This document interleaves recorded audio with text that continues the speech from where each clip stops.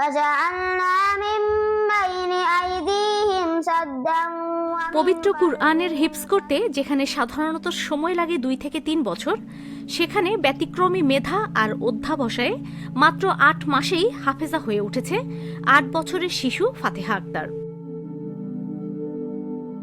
লক্ষ্মীপুর সদর উপজেলার পৌর শহরের 10 নম্বর ওয়ার্ডের ডিবি রোডে অবস্থিত জাবালে নূর মাদ্রাসার হিফজ বিভাগের এই কোচি শিক্ষার্থী নোয়াখালীর আন্ডারচর এলাকার মাওলানা হারুনের কন্যা।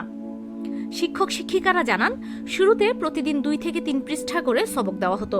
পরে ফাতেমার আগ্রহ ও ধারণ ক্ষমতা দেখে কখনো 5 থেকে 10 পৃষ্ঠা পর্যন্ত পড়ানো হয়েছে। খেলাধুলার সময়েও সে পড়াশোনায় মনোযোগ হারায়নি।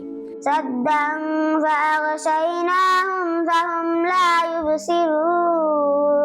কৃতজ্ঞ চিত্তে হাফেজা ফাতেহা জানায়, ভবিষ্যতে সে একজন আলেমা হতে চায়, এজন্য সবার কাছে দোয়া চেয়েছে সে। আমার নাম মোহাম্মদ ফাতেহা।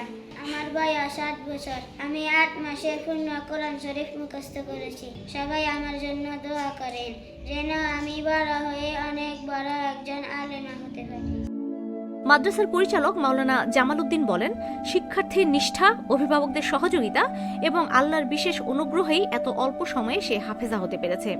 এটি মাদ্রাসার জন্য গর্বের বিষয়। ফাতেহার এই সাফল্য শুধু তার পরিবারের নয়, এটি পুরো সমাজের জন্য অনুপ্রেরণার এক উজ্জ্বল দৃষ্টান্ত। তার অভিভাবক থেকে সর্বোচ্চ আমরা সাপোর্ট পেয়েছি, ম্যাডামদের থেকেও সম্পূর্ণ সাপোর্ট পেয়েছি, যার কারণে আমাদের মেয়েটা অল্প সময়ে হাফেজা হতে পেরেছে। এই জন্য আমরা খুবই আনন্দিত, গর্বিত। আমরা প্রতিষ্ঠানের কর্তৃপক্ষ থেকেও আমরা খুবই সৌভাগ্যবান।